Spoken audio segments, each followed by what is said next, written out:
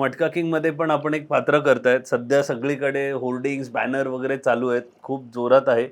तर इकडे महेश मांजरेकर बसून नागराज मंजुळे आणि ओ-टी-टी हा मटका किंग कसं झालं मटका किंगमध्ये एंट्री आणि वेब सीरीज म्हणजे बरेच दिवस शूटिंग असतं. त्याच्याबद्दल थोडा त्याचा कसा होता प्रवास?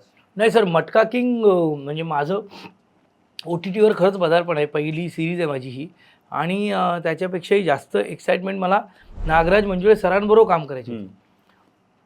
कारण त्यांच्यावर काम करायची संधी मिळत नव्हती. म्हणजे अशी काय यार, आणि माझं तर ठरलं आहे म्हणजे 2017 पासून जेव्हापासून मी म्हणजे आफ्टर सिम्बा मी असं आफ्टर फास्टर फेने ये रे पैसा मी असं ठरवलं होतं की मला ना चांगल्या चांगल्या दिग्दर्शकांच्या हाताखाली काम करायचं आहे.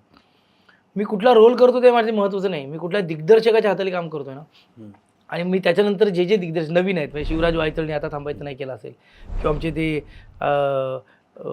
विशाल सर असतील ज्यांनी आतली बातमी फुटली केला किंवा संजुता करतूच आहे. मला दिग्दर्शक खूप महत्त्व आहे आणि नागराज सर त्याचं एक माझं होतंच ते बकेट लिस्टमध्ये की सरांकडे काम करायचं आहे. ते जेव्हा जेव्हा भेटायचे, दादा काहीतरी करूया. पण नागराज सर कसे आहेत, काही रोल असेल ना तर नक्की देतील. नाही तर त्या सगळ्यांचं असं असतं की सिद्धूला काय देणार, सिद्धूला यार सिद्धू तो मोठा आहे. नाही मोठा आहे तुम्ही द्या, मी येतो, असं या लेवलला असतो ना आपण. कारण तुम्ही संधी का सोडायची. आणि एके दिवशी सरांचा फोन आला मला म्हणाले की जरा पुण्याला आपण एक टेस्ट करूया. आणि त्याच्या अगोदर मी ऑडिशन जमाना झाला ना सर. ऑडिशन की लुक टेस्ट? ऑडिशन देऊन मी जमाना झालो होतो. आणि मला तुम्ही काही सांगा मी येतो. त्यांचं म्हणणं आहे की माझ्या डोक्यात तूच आहेस, मला फक्त दाखवावं लागेल त्यांना की हा ॲक्टर आहे, तुला ओळखतात सगळे, पण मला एक तो कसा दिसेल कसं मला बघायचं आहे, तर तू ये. मी मुंबईवरून पुण्याला गेलो ड्राईव्ह करत, सरांच्या घरी गेलो. तिकडे त्यांचा स्टुडिओ आहे आणि मी इतक्या वर्षांतर ऑडिशन दिली. म्हणजे मला चांगलं ऑडिशनचं काय फोटो बिटो असेल ना तर मी काढतो पाठवतो. दरदरून घाम फुटला होता मला, घाम.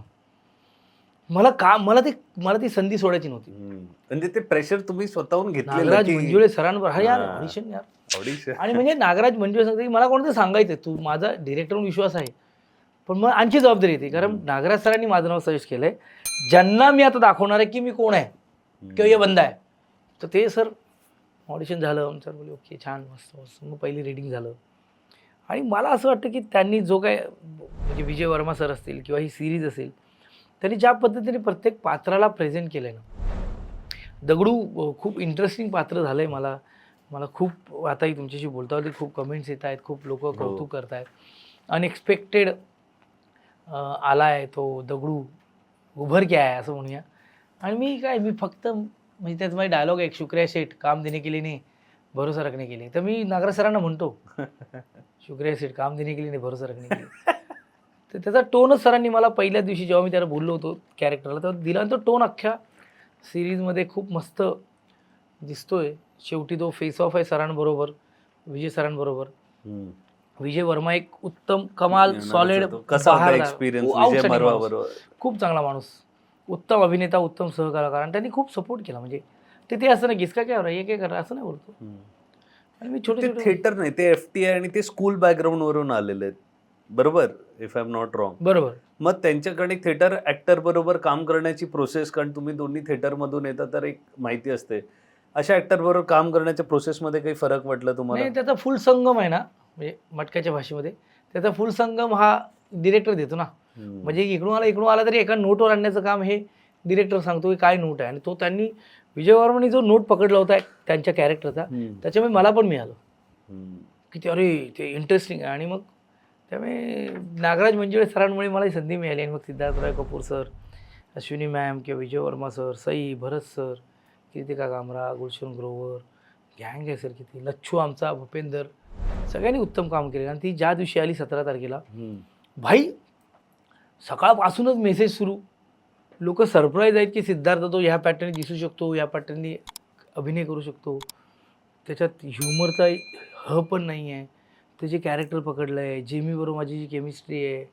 आणि त्यात एक अरे सर, तर मी खुश आहे ॲज अ ॲक्टर म्हणून की आपल्याला कोणीतरी विश्वास टाकला होता आणि आपण तो पूर्ण करण्याचा प्रयत्न केला. अनेक मराठी कलाकार पण आहेत ह्याच्यामध्ये. बरोबर. सई, गिरीश कुलकर्णी सर पण आहेत. गिरीश कुलकर्णी, म्हणजे अनेक.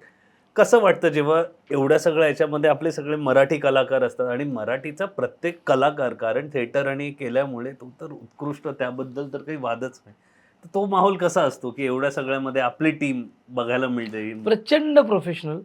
आणि मटका किंगसाठी तर म्हणजे प्रचंड अलर्ट. कारण मी सईला जेव्हा जेव्हा भेटलो ना, सई आपली सई असं आहे ना, पण तिथे ती म्हणजे बरखाच होती.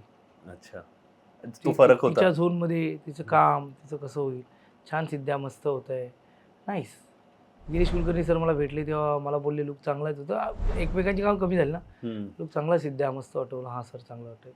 बरं सर माझं जे काम माझ्यावर काम आहे, पण ते मला वाटतं ते तिथे ती मला वाटतं का हे सगळे कलाकार काम प्रत्येक कलाकार कामावर प्रेम करतो.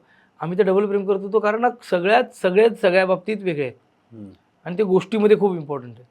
त्यामुळे नागराज अण्णाच असल्यामुळे आम्ही सगळे तिकडे कडे उलट लच्छू आणि कृतिका आणि भूपिंदर कृतिका आणि आमचे विजय वर्मा सर उलट ते खूप आणखीन इंटरेस्टिंगली मिस झाले होते. त्यामुळे आणखीन मजा येते.